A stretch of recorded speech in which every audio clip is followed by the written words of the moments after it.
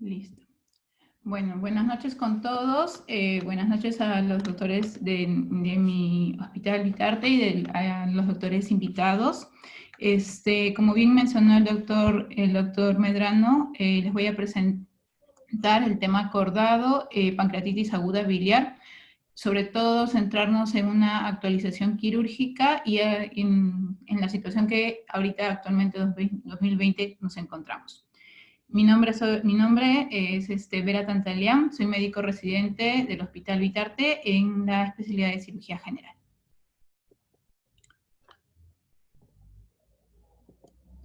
Ok, para definir inicialmente qué es la pancreatitis, podemos decir que según la guía de la UES, lo define la pancreatitis como una afección inflamatoria del páncreas causada comúnmente por cálculos biliares o por el uso excesivo de alcohol, siendo estas dos causas las principales en el desarrollo de la inflamación del páncreas. Epidemiológicamente hablando, se dice que más o menos estos 10 últimos años, el aumento de casos de pancreatitis ha ido en aumento. Según estudios, se encuentra que es aproximadamente el 20% de casos que han aumentado. Se dice, según estudios, que encuentran que la obesidad y ligado a esto, la presencia de cálculos biliares ha sido la principal causa del aumento, ¿no? El 80% es el tipo de pancreatitis leve, autolimitada, donde se da en general una mortalidad baja del total de los casos de pancreatitis. Ligados a esto van a estar siempre la edad, una enfermedad coexistente, hablando desde hipertensión, hablando de diabetes, hablando de enfermedades como el infarto, de repente cirrosis, una infección sobreagregada en el momento o un episodio grave. Las causas, como les puedo presentar en la diapositiva, en base a una revisión hecha en la New England Journal, nos dice, como bien podemos ver, que aproximadamente el 40% es a causa de cálculos biliares. La segunda causa es el alcohol en un 30%. El hecho del alcohol en ser el 30% nos dice, para tener una idea, que para que un paciente sea diagnosticado de una pancreatitis alcohólica, por lo menos tiene que haber un consumo de 4 o 5 bebidas por 5 años. Sin embargo, no todos los pacientes que van a ser diagnosticados con este tipo de, esta cantidad de alcohol consumida como factor de riesgo van a ser pancreatitis. Aproximadamente de esta población van a ser aproximadamente 2 a 5%. Una tercera causa para mencionarla, la hipertrigliceridemia, en donde sobre todo es triglicéridos mayores de 1000, ¿no? Y otras causas, ¿no? Para ver el tema del diagnóstico y la clasificación, sobre todo nos guiamos de la clasificación de Atlanta, en donde, bueno, antes de esto, para decir el diagnóstico, vamos a tener que son 2 de 13 ítems que vamos a tener, siendo principalmente el que como recibimos a nuestro paciente, ¿no? El síntoma, el dolor abdominal, el dolor en faja, el dolor que se va hacia la espalda, tipo urente, la clínica es la característica, eso podría ser uno de los 2 ítems. Seguidamente vamos a ver el laboratorio, en donde es característico el aumento de la amilasa y la lipasa triplicada de su valor máximo normal. Ya con estos dos podemos nosotros decir que estamos ante un caso de pancreatitis. Las imágenes, según revisiones hasta la fecha, mencionan que no es necesario el tomar una tomografía al inicio para dar el diagnóstico de una pancreatitis. Se puede sí dar la ayuda haciendo una ecografía para ver si no hay el antecedente de tener cálculos biliares, ¿no? Cálculos vesiculares. Entonces, dado que la causa más frecuente es esto, litos, ¿no? Cálculos en la vesícula. Entonces, Básicamente, una ecografía sería para ayudar en el diagnóstico, pero una tomografía no es imprescindible. ¿Cuándo se toma una tomografía al ingreso del paciente? Cuando hay dudas diagnósticas. Podríamos estar sospechando de repente un cáncer, en alguna otra comorbilidad, enfermedad, una úlcera perforada. Obviamente son clínicas diferentes, pero en donde de repente el laboratorio no está las enzimas no están elevadas, el síntoma, de repente es un paciente que no tiene un síntoma el dolor muy característico, entonces para eso es básicamente tomar una tomografía. Ya no está en las últimas guías y planteado el tema de la tomografía inicial, ¿no? Como les mencioné, la clasificación de Atlanta modificada va a plantear 3 tipos de pancreatitis. La pancreatitis aguda leve, la moderada grave y la grave. Dentro de la pancreatitis leve va a ser la primera, no va a tener falla orgánica y no va a haber complicaciones locales o sistémicas. Es sobre todo la más frecuente. La pancreatitis moderada grave va a ser una insuficiencia, no necesariamente, pero puede estar acompañada de una insuficiencia orgánica transitoria, que esta generalmente resuelve dentro de los primeros 2 días. Además, puede o no tener complicaciones locales o sistémicas con insuficiencia orgánica persistente, ¿no? La pancreatitis tipo grave va a ser donde hay una falla de órgano persistente y esta va a estar sobre todo en más de 48 horas. Agregado a esto va a estar la clasificación basada según las complicaciones, en donde, como vemos en la figura, en la imagen, la leve, moderada, grave y crítica van a estar ligadas sí al tema de que haya insuficiencia orgánica, haya falla orgánica, haya presencia de necrosis, sea necrosis necrosis del mismo parénquima o necrosis peripancreática. Entonces, como vemos, la más frecuente va a ser la pancreatitis leve, en donde la frecuencia va a ser aproximadamente de un 71%, un 70% van a ser estos tipos de pancreatitis, en donde la mortalidad va a estar va a ser mínima, no todo en medicina es 100%, entonces se dice que hay un 1% de mortalidad en los casos de pancreatitis leve. En los casos de pancreatitis moderada, se dice que es aproximadamente un 20%, en donde puede haber esta falla orgánica transitoria y puede haber presencia de necrosis. Sin embargo, esta usualmente es estéril y la mortalidad en estos casos es aproximadamente de un 4%. Dentro del tipo grave ya hay una falla orgánica persistente, puede haber necrosis del mismo parénquima como de peripancreática que esté infectado, en donde esto es un 4% y ya empieza a aumentar la mortalidad. Y siendo obviamente la pancreatitis crítica, en donde hay falla persistente, hay tanto necrosis como del mismo parénquima, hay necrosis peripancreática y la mortalidad es realmente alta, que es aproximadamente un 40%. En general, en la mortalidad de la pancreatitis podría ser, o sea, está ligada netamente a estos hallazgos, estos determinantes, y este tipo de clasificación que está sobre todo más utilizada en estos últimos 10 años,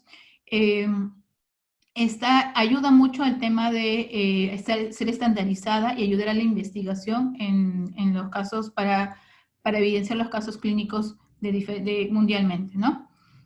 Sin embargo, esta clasificación no predice el grado de gravedad, como muchas veces hemos tenido con estas clasificaciones estándares, ¿no? Y es por esto que también igual es importante mencionarlo. Entonces, ¿cómo podemos predecir la gravedad? Porque desde el inicio nuestro paciente no va a tener la clínica definida de que ya, este es un paciente que va a estar grave.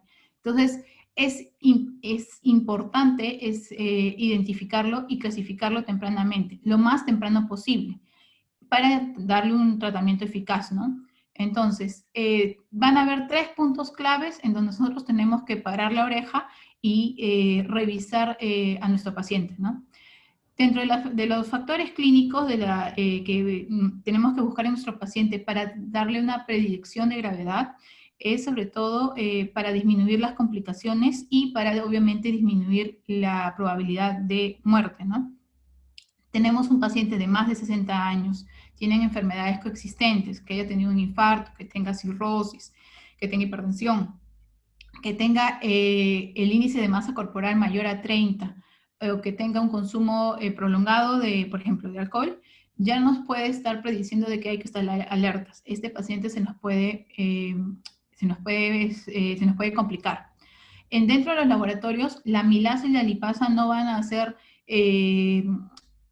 datos de laboratorio que nos digan si están muy elevados, que este va a ser gravedad. No son criterios, no son criterios para un valor pronóstico. Aquí en los laboratorios lo que vamos a tener que buscar sobre todo es ese volumen intravascular disminuido, porque se va a formar un tercer espacio. Por eso es la importancia en este punto, sobre todo, para la corrección del tema de los líquidos. ¿Cuáles son los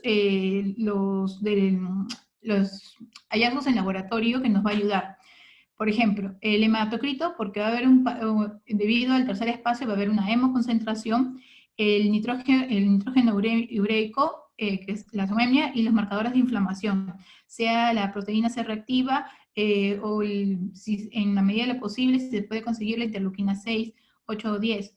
Entonces, estos marcadores nos van a ayudar a ver, a tener una idea en la gravedad del paciente. No es una sola toma, es una monitorización a lo largo de los días, ¿no? Y por otro, el tercer ítem vendría a ser una tomografía. No al inicio, no temprana, porque como bien les había mencionado, subestima la gravedad. Pero a partir del tercer a quinto día es donde se podría realizar. Hay estudios en donde califican entre valorar una tomografía o una resonancia. Según la revisión que he podido realizar, nos dice que la resonancia magnética va a ser mucho más exacta y mucho más definida, sobre todo con la toma de gadolínio. Sin embargo, dado que nuestro paciente va a estar en un estado de gravedad, en un estado complicado, el hecho de realizar una resonancia magnética con el paciente, con todas las bombas de infusión, eso resulta un poco improbable y de difícil realización. Es decir, la tomografía no es deficiente, pero al contrario, sí, también ayuda, no tanto como la resonancia, pero es una gran herramienta para ver el tema de ubicar la necrosis, ¿no? Entonces, ya hemos escuchado de años, de la época que recién empezábamos a escuchar de pancreatitis, los sistemas de puntuación para ver el pronóstico. El Apache O, que es el Apache asociado al Apache 2 asociado a la obesidad, el HAPS, que es el Harmless pancreatitis aguda, la PAN-C, que es el predictor de severidad, la JSS, que es la clasificación japonesa para ver el tema del pronóstico, el POP, que es la predicción de resultados de pancreatitis, y el BISAP, ¿no? Todas estas clasificaciones no tienen una gran cantidad de falsos positivos. Podemos tener un hallazgo o valores sumamente altos, sin embargo no coinciden con la clínica del paciente. El paciente puede estar de repente no tan comprometido. Es por eso que es inevitable que la mayoría no desarrolla una gravedad, dado que, ¿a qué se debe esto? La gran cantidad de pacientes con pancreatitis pueden tener tomográficamente o de repente con laboratorios muy complicados. Sin embargo, como les había mencionado antes, un 80% de pacientes van a resolver y no van a hacer la gravedad. Es por eso que no no coincide, hay un gran déficit en estos sistemas de puntuación. Sin embargo, es importante, sobre todo esto, la evaluación médica del doctor, ¿no? Del personal que está atendiendo a los pacientes. Se ha encontrado que, por ejemplo, con los criterios del CIRS, que estén persistentes más de 48 horas, ya nos está dando de que este paciente podría ir a un mal pronóstico. Como les menciono en la diapositiva, la temperatura, la frecuencia cardíaca, frecuencia respiratoria y los leucocitos nos pueden ayudar a pensar en si este paciente probablemente puede ir mal. Es por esto que el manejo del paciente va a ser sobre todo gradual. Por ejemplo, al inicio, al ya diagnosticar nuestro paciente, lo primero que nosotros tenemos que ver es el rescate con fluidos, el tema de la fluidoterapia. Sobre todo, este rescate de fluidos se menciona en las revisiones que tiene que ser no agresivo porque ya estaríamos a la sobrecarga del paciente, a un tema de la reserva cardiopulmonar ya sobreexpuesta, sobrecargada, y el paciente lo estaríamos empeorando, ¿no? Entonces, es medido. La postulación de la New England plantea, por ejemplo, de 5 a 10 mililitros por kilogramo en 24 horas, siendo aproximadamente entre 200 y 500 mililitros por hora, y llegando a un total de no más de 4 litros en 24 horas. Esto es obviamente según el peso del paciente, ¿no? Básicamente, inicialmente eso. Además, con esta fluidoterapia, lo importante también es ver, hay que monitorizar, como les había mencionado antes, el hematocrito, el nitrógeno urémico y el flujo urinario, para ver qué tanto estamos monitorizando, está yendo en la evolución nuestro paciente, ¿no? No solo eso, además también hay que ver el tema nutricional. El tema nutricional es muy importante en estos pacientes. Se dice que dentro de los 5 primeros días el paciente tiene que iniciar la nutrición enteral. Sobre todo, por ejemplo, en los casos de pancreatitis leve, que son los más frecuentes, tiene que haber un inicio temprano. Ya no es necesario el hecho de que digan, no se puede iniciar la vía oral si es que hay dolor o si es que está o no tiene hambre, no, ya se puede iniciar. Se tiene que ver la tolerancia oral y llegar a la dieta blanda en los casos sobre todo leves. Por otro lado, los casos que no son leves o que no tienen buena tolerancia oral, dentro de estos 5 primeros días ya se tiene que ver sobre todo la nutrición enteral. Ya sea, sabemos que la sonda nasoyeyunal va a ser la ideal, dado que como que le bypassea al páncreas, ¿no? Pero las revisiones plantean que la sonda nasogástrica y la sonda nasoduodenal no están desligadas, al contrario, tienen son muy equivalentes a la sonda nasoyeyunal. Entonces, no hay, después de nuestros 5 días, no hay razón para que nuestro paciente no esté con nutrición. Se prefiere siempre la nutrición enteral a la nutrición parenteral. Valga enfatizar este punto, ¿no? Pasadas ya más o menos aproximadamente las 2 primeras semanas, hay que ver el tema de los antibióticos. Hay que documentar si es que se está sospechando de una infección. No está indicado iniciar profilaxis antibiótica desde el primer día. Según las revisiones últimas en estos 5 años, plantean que los antibióticos como profilaxis no están indicados y no hay ningún beneficio. Cuando uno inicia antibióticos, cuando hay la sospecha de que el paciente esté con un signo clínico de infección o un signo de imagen. En este caso podría ser la tomografía, en donde la presencia de gas nos va a decir de que hay infección en la zona de la inflamación del páncreas, ¿no? La etiología de estas infecciones generalmente es una E. coli, una pseudomonas, el Staphylococcus aureus, la Klebsiella o el Proteus. Los antibióticos que generalmente se utilizan van a ser los carbapenems, las quinolonas o el metronidazol, ¿no?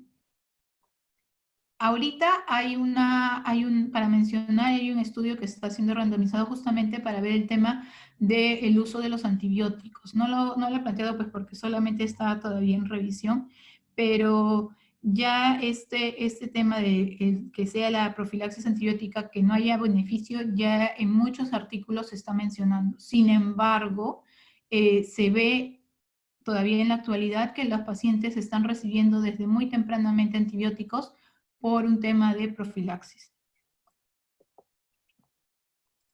Por otro lado, por ejemplo, ya a partir de la 4ª semana, en los casos de los pacientes que no están resolviendo claramente, entonces ya hay un tema de que necesita de repente algún tratamiento extra, un tratamiento quirúrgico o un tratamiento invasivo.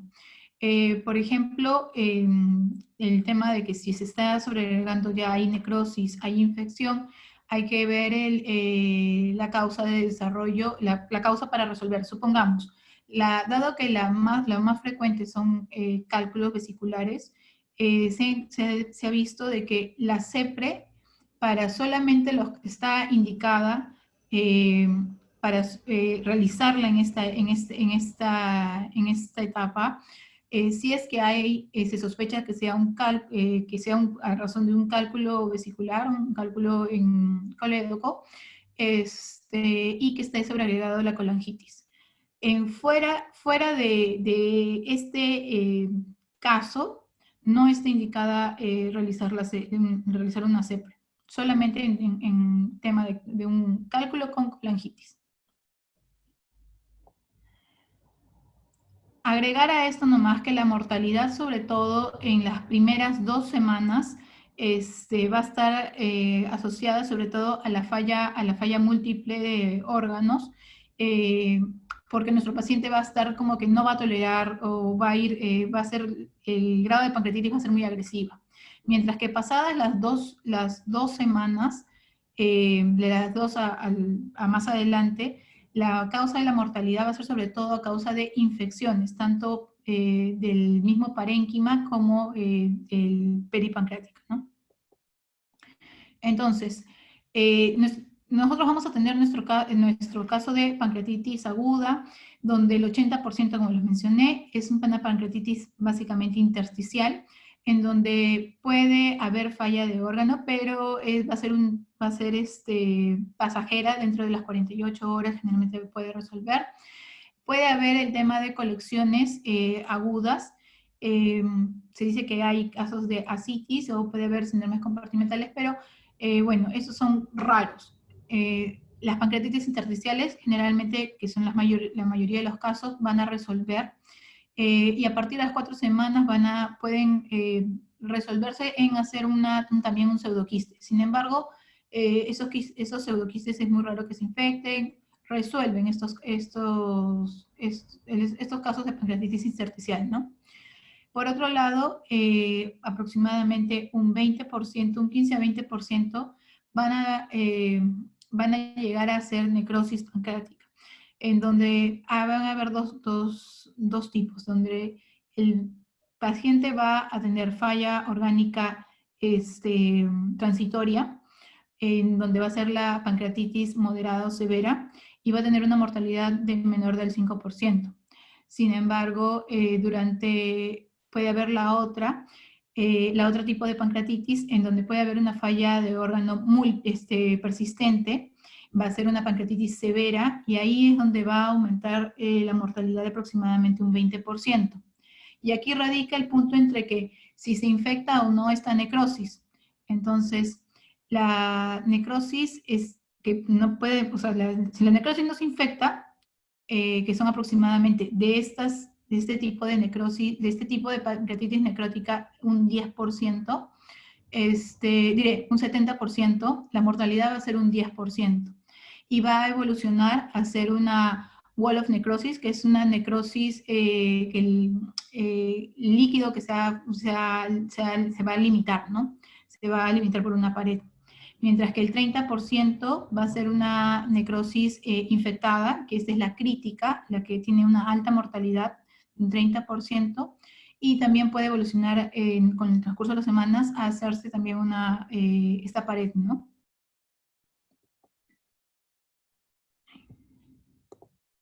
Entonces, las complicaciones locales, para dejarlo más puntual, van a ser en relación a menor a las 4 semanas o mayor a las 4 semanas. Dentro de los dos tipos de la pancreatitis intersticial o la pancreatitis necrotizante. Dentro de las primeras 4 semanas, en una pancreatitis intersticial, vamos a tener solo la colección tanto o peripancreática o pancreática, ¿no? Es un fluido homogéneo que está adyacente al páncreas sin una pared reconocible, no está delimitado, ¿no? Pero sin embargo pasan las 4 semanas y este líquido o bien se resolvió o bien se coleccionó, se hizo un pseudoquiste que tiene un ligero componente sólido, ¿no? Con una cápsula definida. Por el otro lado, las pancreatitis necrotizantes, dentro de las primeras 4 semanas, igual va a ser una colección, tanto intra o extra, y no hay pared definida. Aquí va a ser la diferencia, por eso la pared, en el tema de las semanas. Más de 4 semanas va a ser la wall of necrosis, en donde la colección va a estar delimitada y con una pared bien definida.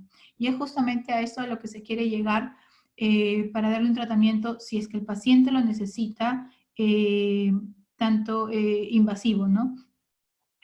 Para que llegue a estar delimitado y se pueda hacer el drenaje. Y es aquí en donde justamente la parte principal de la exposición es el tratamiento quirúrgico, ¿no? Entonces, como habíamos mencionado, o sea, estamos con nuestro paciente en donde estamos sospechando ya que tiene infección. Entonces, por el tema de la temperatura, por el tema de la leucocitosis, por el tema del aumento del dolor.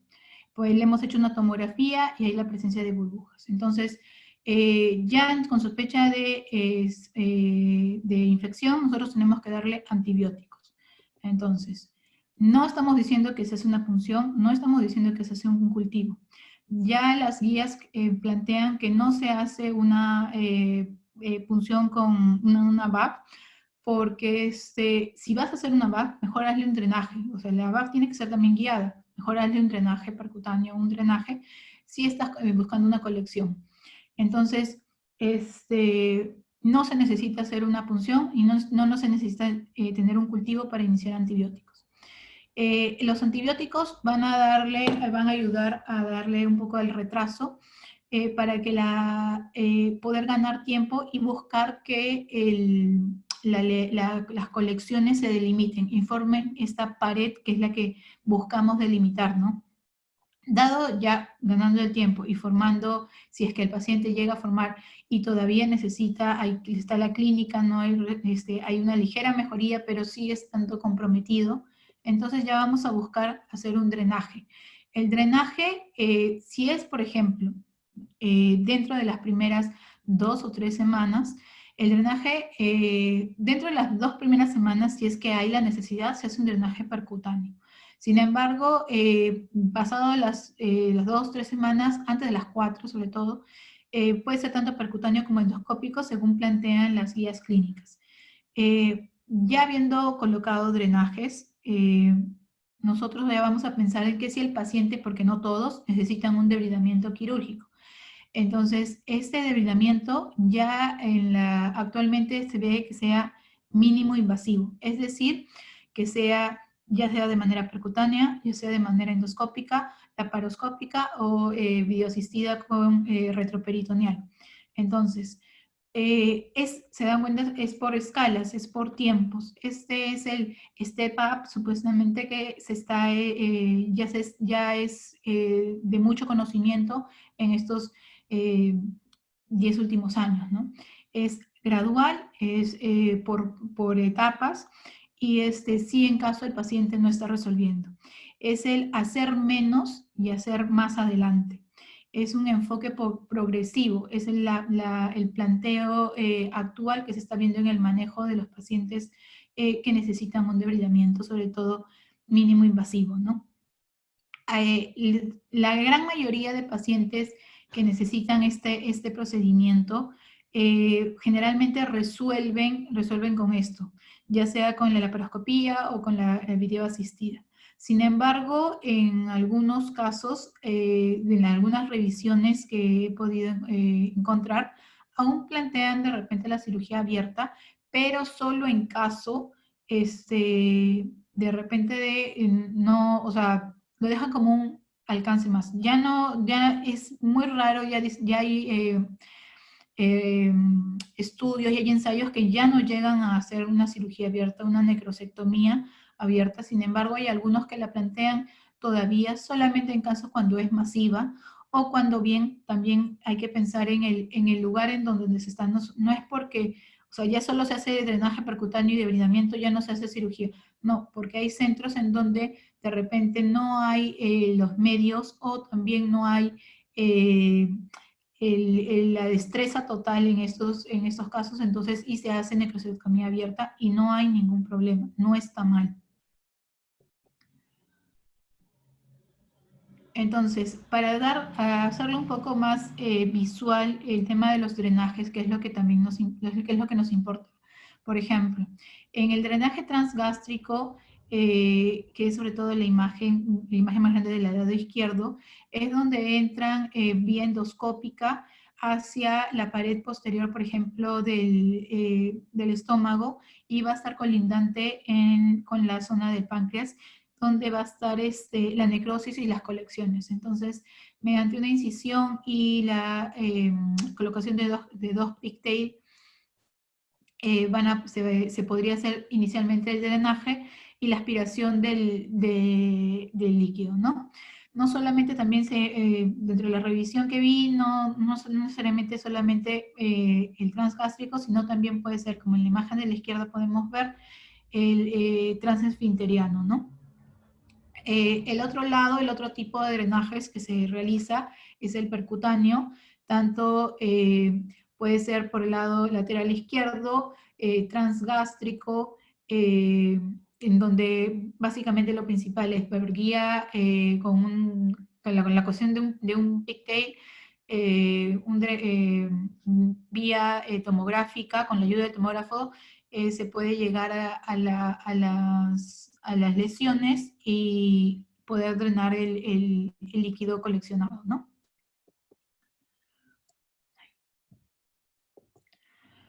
Por otro lado, ya viendo el tema más de debridamiento, si el paciente lo requiere, realizar el debridamiento vía endoscópica o vía, por ejemplo, con video asistida. Por ejemplo, en el video asistida nos va a ayudar mucho el drenaje percutáneo, porque va a estar el DREN y va a ser la guía para llegar a la zona en donde está la colección y el compromiso del páncreas que está lesionado. Entonces, como vemos en este caso, la imagen dice la video asistida retroperitoneal, el debridamiento video asistido retroperitoneal es por debajo, como vemos, del reborde costal, en lado izquierdo. Va a ser una incisión de más o menos 5 centímetros en donde se va a insertar el laparoscopio y una grasp en un forceps, en donde, aparte de que ya se hizo previamente el drenaje, se va a retirar el tejido necrótico, ¿no? En la medida de lo posible que se visualice, ¿no? ¿No? Aquí no hay punto dentro de los estudios, dicen de que, o sea, es necesario retirar todo el tejido necrótico. No.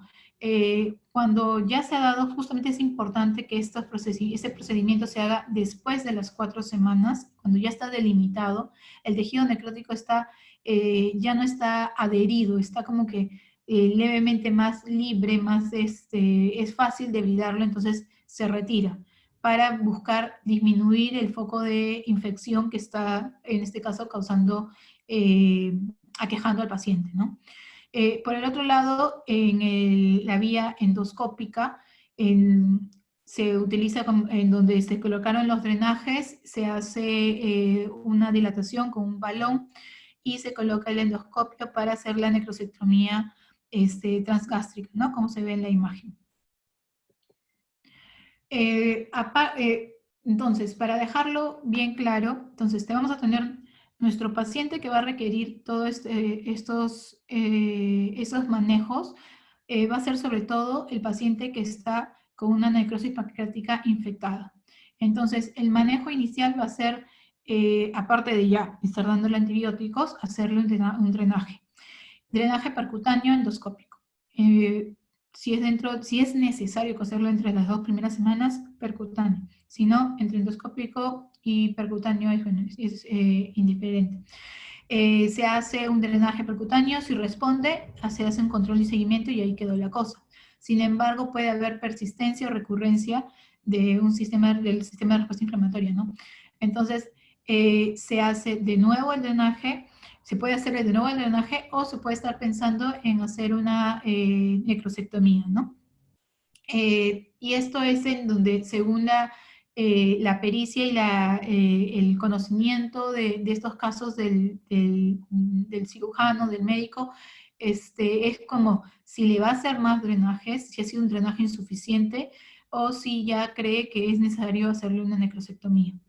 En lo que plantea, por ejemplo, el doctor Mariano Jiménez con el grupo de ICIM, es donde justamente ellos postulan en que dentro de, no es solamente hacer un drenaje, es hacer un lavado con estos drenajes, un lavado diario, ya sea cada 12 o cada 24 horas, en donde se busca justamente extraer todo este líquido que se ha coleccionado dentro de la pared y buscar retirarlo. Dado que este drenaje puede ser colocar 1, 2 o 3 drenajes, o lavados no solo 1, 2, 3 días, ¿no? Es mejor, el doctor menciona en un webinar que estaba justo escuchando, es mejor colocar 3 drenajes, 4 drenajes, a de repente someter al paciente a una necrosectomía abierta en donde va a aumentar sobre todo su CIRS, ¿no? Y podría ser que empeore la sobrevida del paciente, ¿no? Las complicaciones tanto de los procedimientos que se han hecho pueden ser múltiples. Por ejemplo, lo que se menciona mucho es la fístula pancreática. Por ejemplo, sobre todo en los drenajes percutáneos, va a haber fístula pancreática que puede resolver entre las 4 o 6 semanas, ¿no?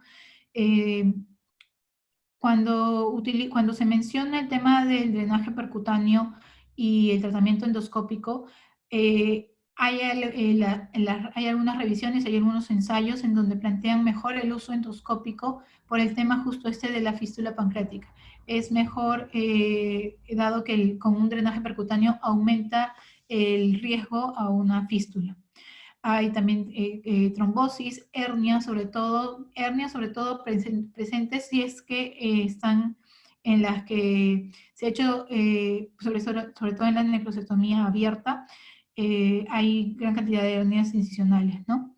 El sangrado es probable, y esto es donde justamente mencionan en que el control del sangrado hay que ser muy delicado en el tema por ejemplo, de la videoasistida, porque el hecho de tratar de retirar todo nos hace que el tejido sea muy friable y el probable compromiso de tema vascular, ¿no? Perforaciones intestinales también presentes y la insuficiencia pancreática, tanto endocrina como exocrina, en el tema del retiro justo de este tejido, del compromiso de la necrosis, ¿no? ¿Qué nos dicen las publicaciones? Por ejemplo, todo esto en relación al manejo quirúrgico y este step-up approach fue mencionado en el estudio Panther desde ya el 2006, en donde planteaba una forma menos invasiva, una necrosectomía abierta. Planteaba que dado que la necrosis producía el líquido, entonces que buscaba buscaba manejarlo como un absceso, una necrosis infectada y un absceso lo que se busca es drenar. Entonces, dentro de este ensayo, de este protocolo de estudio, lo que se buscó justamente es comparar, ¿no? Esta forma de tratamiento de mínimo invasivo comparado con la necrosectomía abierta, ¿no? ¿Y qué es lo que encontró? Que en los pacientes hay una menor falla de órgano con este abordaje, que hay una menor incidencia de diabetes, que hay una mejor sobrevida.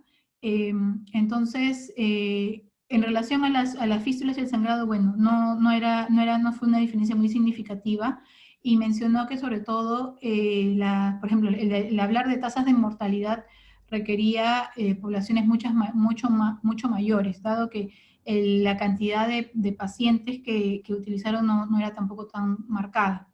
Entonces, los beneficios fueron grandemente muy marcados. Es decir, dado este ensayo en el 2006, en el 2010 se hace la publicación en el New England, en donde se enfatiza los hallazgos encontrados en esta forma de abordaje, ¿no?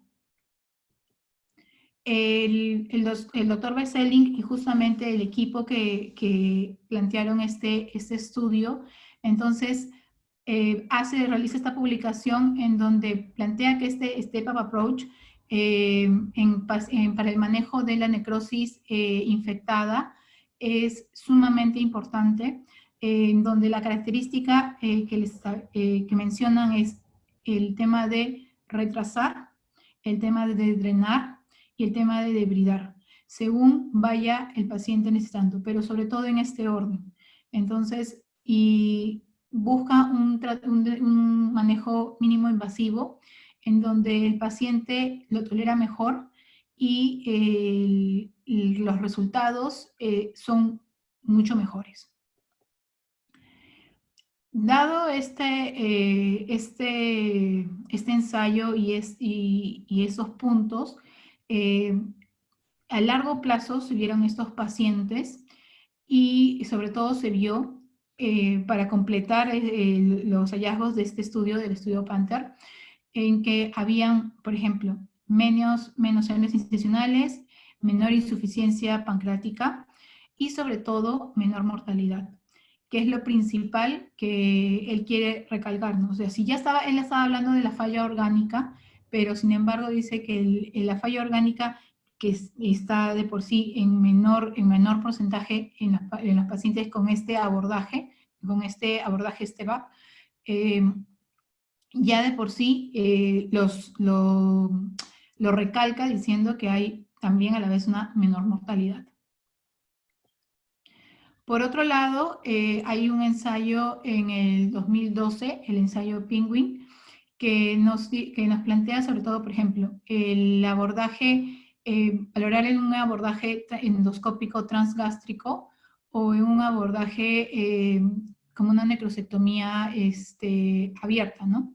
Entonces, lo que nos dice este ensayo es, por ejemplo, nos plantean 20 pacientes con donde se ve que comparando la necrosectomía abierta y la vía endoscópica, es mucho menor la respuesta inflamatoria con los pacientes con abordaje endoscópico transgástrico, en donde otro punto importante es donde el abordaje endoscópico no genera una falla multiorgánica, a diferencia del abordaje abierto, y hay un menor porcentaje de fístulas pancreáticas. Un estudio en el 2016, donde en el Centro de Páncreas en Liverpool, nos plantea, busca el tema de hacer un versus entre el abordaje retroperitoneal de mínima invasión versus una cirugía abierta, y con una mayor cantidad de pacientes, de 394 pacientes, en donde encuentran que hay una menor complicaciones postoperatorias, menor falla orgánica y sobre todo hay una mejor experiencia por el tema de ser dentro de esto video asistida, ¿no? Dentro como este estudio es del 97 al 2013, en el transcurso de los años ellos hacen, hasta el 2008, hacen 2 grupos y ven que obviamente la mejoría en la experiencia de realizar este procedimiento mínimo invasivo es mucho mayor y esto ayuda a que haya mejores porcentajes, ¿no? Mejores porcentajes en mejor respuesta, ¿no? Mejor falla orgánica, menor complicaciones postoperatorias, sobre todo para el paciente, ¿no? Hay un artículo que se plantea en donde ve el tema del manejo conservativo y el tema de mínima invasión, en donde tienen aproximadamente 600 pacientes, en donde se decide hacer un manejo conservador a los aproximadamente 390 pacientes, en donde a todos estos 600, a la población de inicio, se hace el tratamiento ya protocolizado de fluidos, de nutrición y si presenta el tema de sospecha de infección, antibióticos. Entonces, de estos 600, se ve que solamente necesitan un manejo conservador 390 pacientes y de los cuales estos hay 63 que llegan a ser una falla de órgano y 11 que se le hace el hallazgo de sospecha de necrosis infectada, que se les da antibióticos y resuelven totalmente. Estos casos de estos 11 pacientes no hay hallazgo de sepsis, no hay hallazgo de falla multiorgánica, es solamente la infección de sospecha. Y con el tratamiento antibiótico resuelven sin tener ninguna mayor complicación. La mortalidad en este grupo de conservador, de este manejo conservador, son aproximadamente, la mortalidad fue de 23 pacientes dentro de los 63 que hicieron falla de órgano. El resto normal, resolvió. Y bueno, por el otro lado, lo que planteaba también este ensayo es que utiliza en diferente forma todos los ítems, por ejemplo, del Step Up Approach, el tema del drenaje, el tema de una necrosectomía videoasistida, el tema de un drenaje endoscópico, y dentro de sus conclusiones plantean de que hay una menor mortalidad, hay una menor tasa de complicaciones, una mejor estancia hospitalaria dentro de todos estos pacientes, ¿no? Dado ya, por ejemplo, para el 2013, el estudio Tension, ¿qué nos dice? ¿Qué nos busca plantear? Ok, ya, es bueno hacer un tema de minimización, un tema de drenaje, pero ¿es mejor el endoscópico o es mejor el percutáneo, ¿no? Entonces, ellos utilizan, ellos utilizan un estudio randomizado en donde van a dividir a estos 2 grupos de pacientes, en donde a los 2 les van a hacer un drenaje, pero van a dividir la parte el endoscópico y el quirúrgico, que en este caso va a ser el percutáneo, ¿no?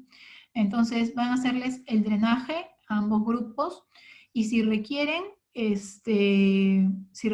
van a volver a hacerles el drenaje y observar. Si en caso estos pacientes necesitarían hacer necrosectomía, van a hacer la necrosectomía por la misma vía que están en su grupo, vía endoscópica o vía percutánea, bueno, en este caso, o sea, por video asistida, ¿no? Entonces, ¿qué es lo que nos dice concluye este ensayo, ¿no? Aproximadamente dentro de un 51 pacientes que fueron vía endoscópica y 47 que fueron percutánea y video asistida, no hay una significancia, no hay diferencia significativa en estos dos grupos. No ven que uno sea mejor que el otro, los dos son, hay una buena resolución de ambos grupos. Hay una leve, menciona que hay un leve menor, un número menor de casos de fístulas pancreáticas y de días hospitalarios en el tema del grupo que fue de vía endoscópica, ¿no? El doctor Jiménez, dado ya los alcances que habíamos mencionado, él hace una publicación el 2011 en donde ya de su experiencia con su grupo de trabajo, en donde plantea, por ejemplo, 38 pacientes, en donde se realizaron al 57% un drenaje percutáneo, si requirió un redrenaje y un manejo antibiótico, en donde de estos pacientes se hizo una necrosectomía videoasistida porque hubo persistencia del CIRS. Y llegaron a ser a un 15% de pacientes, una necrosectomía abierta por decisión del paciente, por decisión del equipo, y porque también importaba mucho el tema de la extensión. En la extensión que había llegado a la necrosis del paciente, de los pacientes, bueno, decidieron hacerlo por la laparotomía, ¿no? Uno de los puntos claves que plantea es que la necrosis pancreática o peripancreática va a ser visualizada netamente por tomografía. Y el tema, ellos recalcan mucho que el paciente, un gran porcentaje de los pacientes con necrosis infectada, con necrosis pancreática infectada, van a resolver muy bien, más de la mitad, con solamente un drenaje, si requiere un redrenaje, y sobre todo un manejo vigoroso, como él lo menciona, de estos drenajes, es decir, un lavado constante de las colecciones, ¿no? Entonces, pensar en ¿qué es mejor? ¿Un drenaje percutáneo, una vía de acceso percutáneo, una vía de acceso endoscópico? Hasta ahorita se concluye que no, que netamente son muy equivalentes. Hay que valorizar el tema de los equipos en donde está cada centro, cada hospital que pueda tener estas vías de acceso, y la disponibilidad de que haya en relación bueno, endoscópico, el tema de los gastros para que puedan realizar este procedimiento, ¿no? Las guías de manejo en relación a todos estos ensayos ya han adoptado, ya ven este tema de abordaje, step up, como muy beneficioso, y ya ser la opción quirúrgica en estos casos de pancreatitis, en este manejo de pancreatitis, dados los alcances que, bueno, ya les mencioné, siendo menor falla orgánica, menor estancia hospitalaria, mayor resolución, mayor sobrevida. Igual menciona en que tanto el tratamiento endoscópico o percutáneo, bueno, es muy semejante. Ahora último, en el 2019, con la publicación se da en el 2020 de la American Gastroenterological Association, plantea muchas, 15 aproximadamente, 15, 17 puntos clave en este manejo de la necrosis, en donde justo les quería dejarlo bien puntual, en donde, por ejemplo, todo este manejo de una pancreatitis, de una necrosis pancreática, es un equipo multidisciplinario, en donde tienen que tener experiencia, y si no se cuenta con esto, tiene que ser derivado al paciente a un centro preparado, ¿no? El resolver el tema de los antibióticos solamente si hay sospecha alta. Como ya lo habíamos mencionado, el deterioro clínico, si hay la presencia de gas en la tomografía, o si dentro de los drenajes que se realizaron, ya bueno, se tiene cultivo. No usarlo de manera profiláctica. La necrosis infectada necesita un tratamiento antibiótico con amplio espectro, como ya les mencionaba, el carbapenem, quinolonas o metronidazol son las opciones que plantean. El inicio de la nutrición enteral tiene que ser temprano. El drenaje o el debridamiento, en caso de una necrosis estéril, es solo si hay clínica, ya sea por clínica de obstrucción, casos de pancreatitis que esté recurrentes, hay presencia de fístula o es un CIRS persistente. Solo en estos casos es una necrosis estéril, tiene que ser drenada, ¿no? O debridada. El debridamiento es ideal que sea en más de estas 4 semanas por el tema de la delimitación, la formación de la pared y puede hacer mejor el manejo de la necrosectomía, ¿no? El wall of necrosis, se maneja ya sea por drenaje percutáneo o endoscópico, siendo este último ligeramente más recomendado por el hecho que no va a generar una fístula pancreatocutánea, ¿no? La etapa aguda temprana dentro de las dos, es decir, las 2 primeras semanas, se prefiere si es decisión de drenar el líquido que se puede haber formado, que sea vía percutánea, ¿no? La necrosectomía mínima invasiva tiene una menor morbilidad a comparación de una necrosectomía abierta. Sin embargo, esta necrosectomía abierta no es que ya no se debe hacer, sino si no es factible un tratamiento endoscópico, un tratamiento mínimo invasivo, bueno, hay que hacerlo. El hecho de los remanentes distales de post una necrosectomía, sobre todo si ha sido en la porción media, en el cuerpo del páncreas, recomiendan que se haga una pancreatectomía distal. Hay estudios que mencionan el uso de stents para utilizarlos, sin embargo, todavía esto está en veremos, ¿no? Plantea el uso de endoprótesis metálicas ya sea metálicas o plásticas, siendo las metálicas mejor por ser autoexpandibles para el tema del drenaje y el manejo de la debridación. Puntos claves que no debemos olvidarnos es que el 80% de las pancreatitis, de los pacientes que veamos con diagnóstico de pancreatitis, van a resolver. No todos necesitan un tratamiento quirúrgico. La tomografía inicial no es imprescindible. El posponer las 4 semanas, como les mencioné, va a ayudar a un mejor manejo y es decir, por lo tanto, una menor mortalidad.